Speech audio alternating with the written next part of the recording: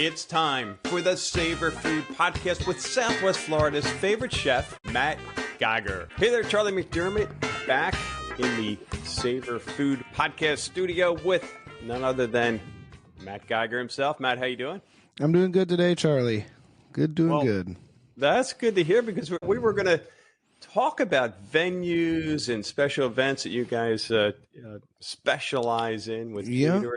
You know, then we woke up over the weekend and we found out that there's this little storm coming our way. And I thought maybe this is a good topic to talk about. This is a perfect topic, I feel like, especially because we haven't had one in a while, and giving people ease of mind when events like this happen. It's already a tough situation, in my opinion, for people that are throwing an event to go through. Not only have you sent out invitations, you've gotten everything ready, you've booked all your caterers, you booked the venue, you booked flowers, all this stuff is supposed to happen. And, being in Florida, you never know when, a natural disaster is going to come through. And, a hurricane, unfortunately, is one of those things. So, so for our listeners, hopefully I'm going to say a name and you're going to go, what was that? Because hopefully it's a non-event, but we right now are looking at what has just become, I think, a hurricane, Hurricane Ian. And it's down below us, and it's supposed to track, I guess, along the west coast of Florida. And you never know with these things. But go ahead. So, we looked at a couple days ago, it's coming right for Fort Myers. Now it looks like it's tracking a little bit west. But you never know with these things. It's Mother Nature. So, it could stop and turn right, or it could, go way out. We don't know. It's going to hit land somewhere. But it is unfortunate. And, like I was saying before, when people are planning their events and their weddings and stuff like that, it's not a bad idea to keep some months in mind. You know what I mean? So, if you're obviously you think you don't want your wedding in the summer because it's blazing hot, but maybe you push your wedding a little more into the fall, winter to get rid of that hurricane probability. But when it comes to this kind of stuff, we try to be as fair as possible.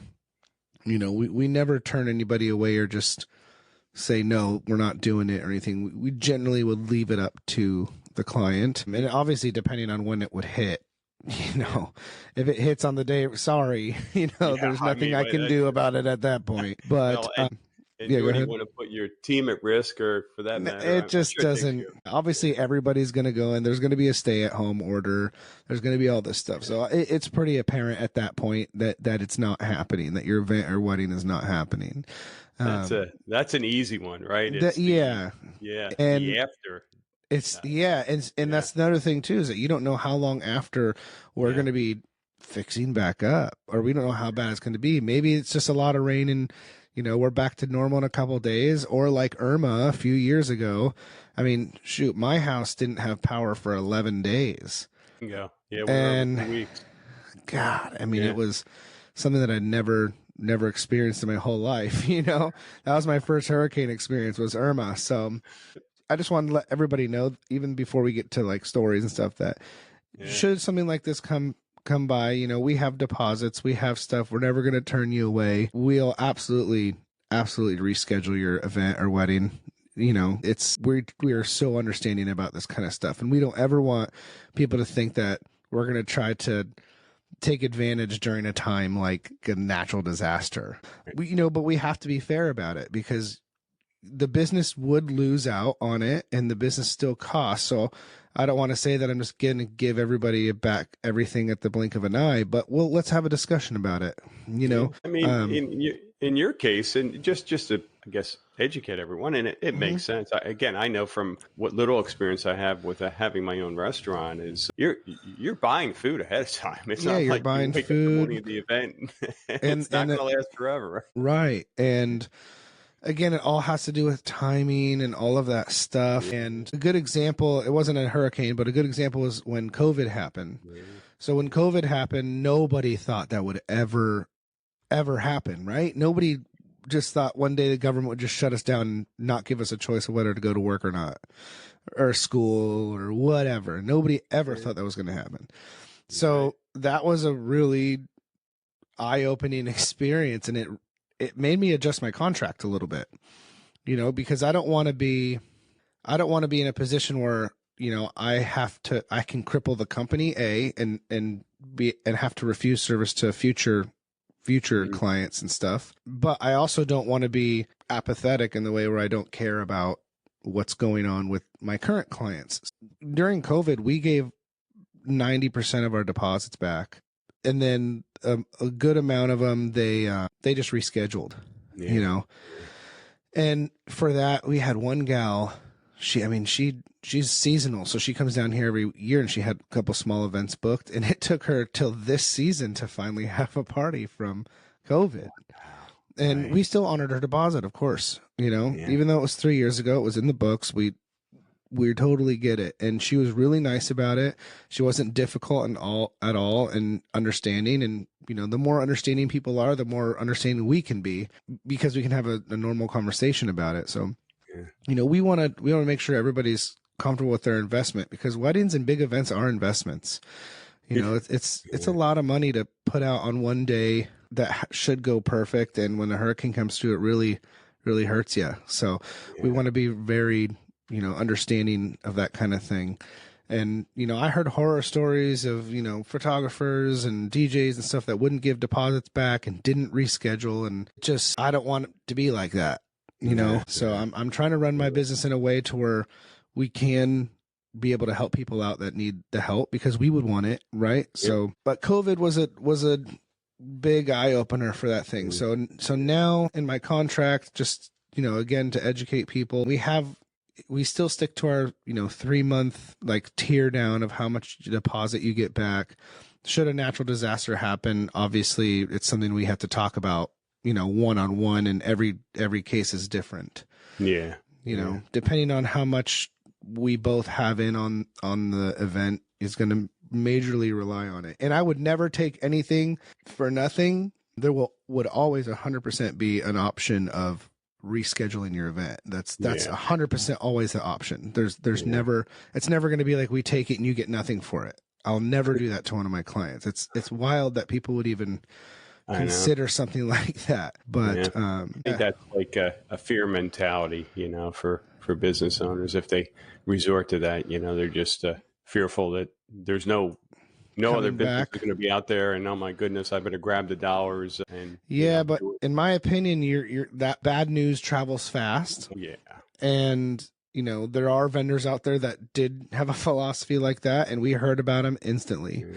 And vendors don't want to work with other vendors like that. Not only customers. So if I was working with a vendor and I found out they did wrong, in my opinion, to a client, I don't want to work with that vendor either. Yep. So it's a big deal when you mistreat brides and people and clients. Especially, I have a really tight knit group of vendors that I work with closely, and I mean, we all have each other's backs, and we all help each other out, and we all stay in open communication. And when we work with somebody that's not in our group, it shows. Yeah. But yeah, I mean, when it comes to hurricanes and natural disasters, I just want people to know that they're going to be taken care of. We're not going to do anything shady or weird or anything like that. We want them to be comfortable, especially on something like their wedding day.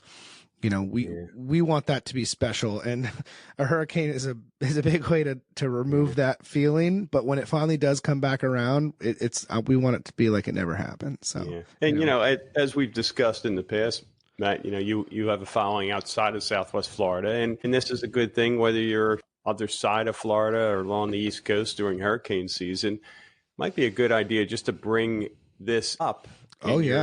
Conversations with your caterer and other vendors for your big day, just to know how it's going to be handled, so you're not panicking when you see a storm out in the Atlantic. For sure. And in a lot of caterers, we get, sometimes brides and stuff will send us, other vendors' contracts, just to make sure we're comparing, right? And you'd be surprised on how many caterers don't even have terms or a contract or any sort of information at all about anything, and we're glass walls here. We want you to know everything up front, because, we want to work with you, and we want you to want to work with us, and for us to do that, we have to be completely transparent. I mean, I see it all the time. You just can't run a business like that. You can't have any surprises or anything. So if something comes up that's not in my contract, I'm real quick to add it in there.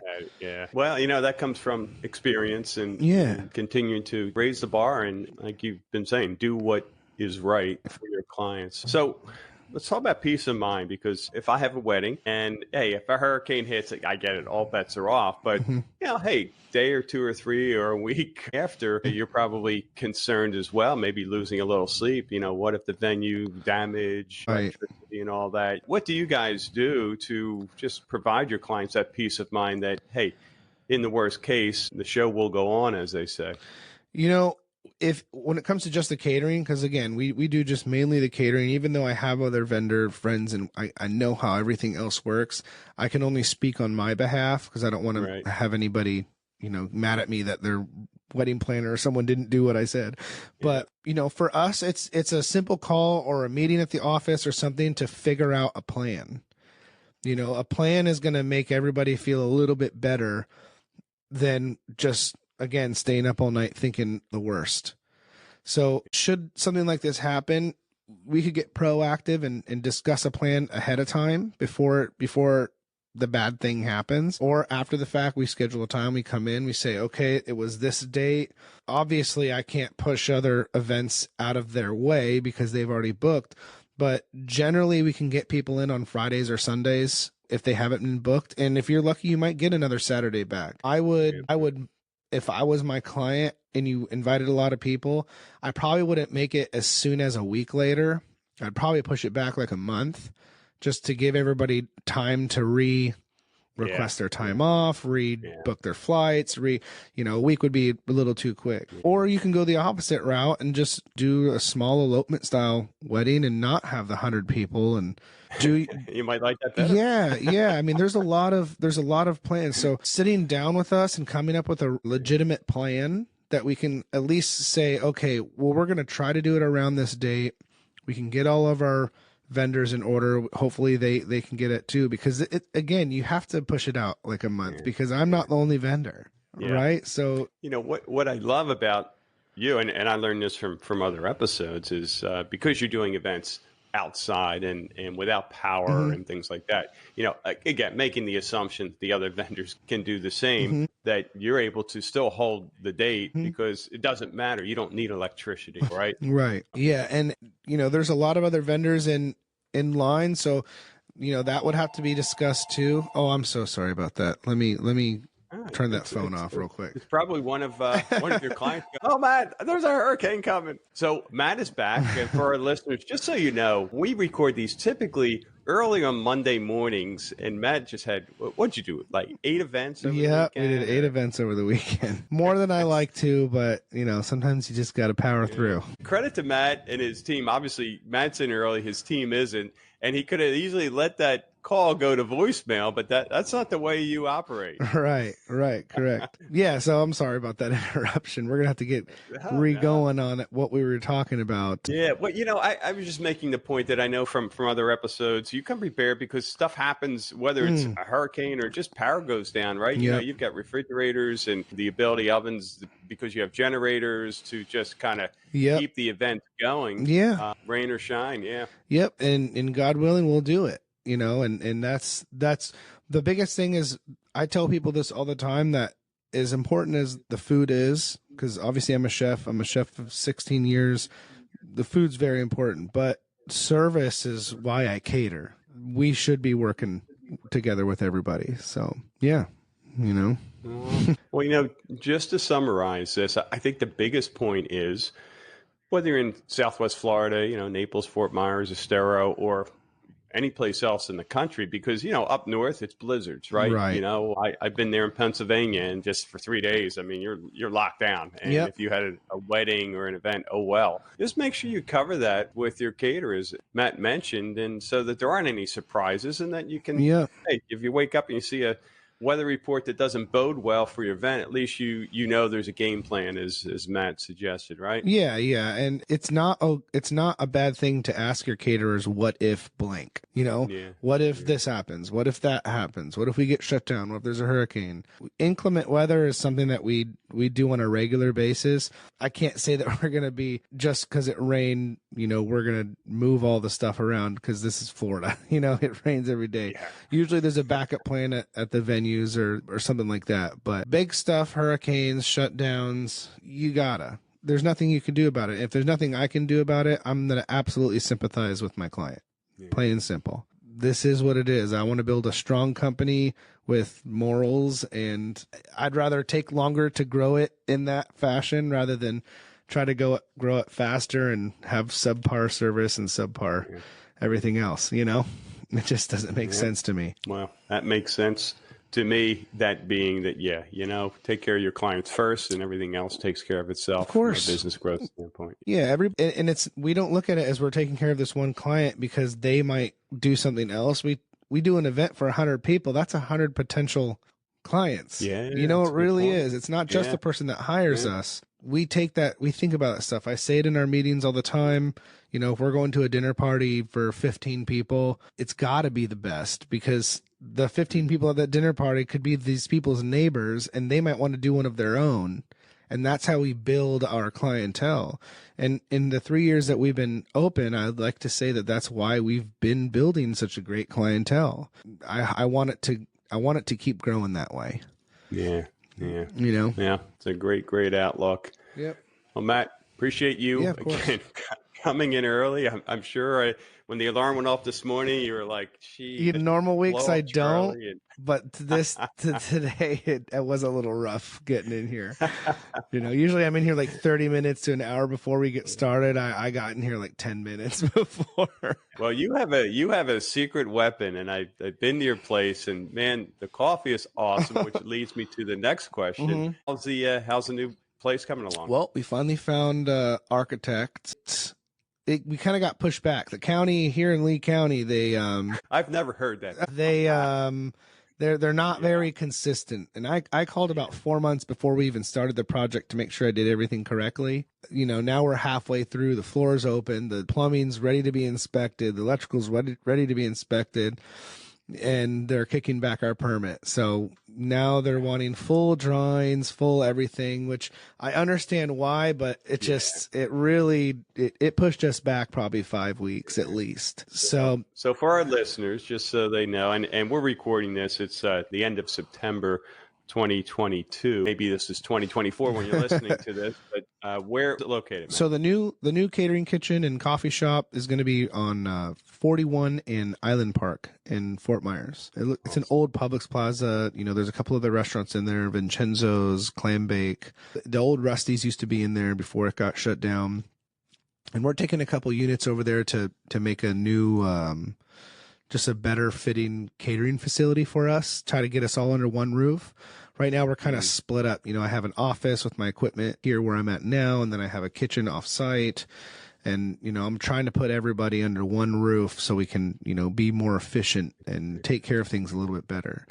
And we have plenty of room in there. So, I decided might as well utilize the space and start a new brand called Savour Coffee. And I'm really excited about that. I've been wanting to open up a coffee shop since, I was young, and that was my first job. So this is a good opportunity for me to do that. So I'm really excited, but all this construction and stuff is just not my wheelhouse. And I'm just like, come on, let's go.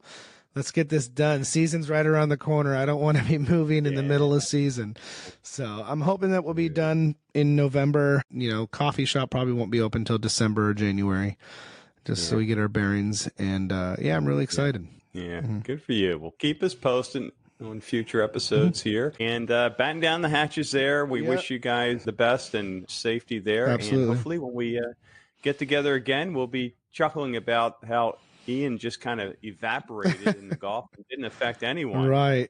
Right. Let's pray for that. Awesome. Thanks, Charlie. You got it, man. Thank you for listening to the Savour Food Podcast. To learn more about Savour First Choice Catering, go to SavourFirstChoiceCatering.com. That's Savour, S-A-V-O-U-R, First, F-I-R-S-T, Choice, C-H-O-I-C-E, Catering, C-A-T-E-R-I-N-G.com, or call 239-351-5547.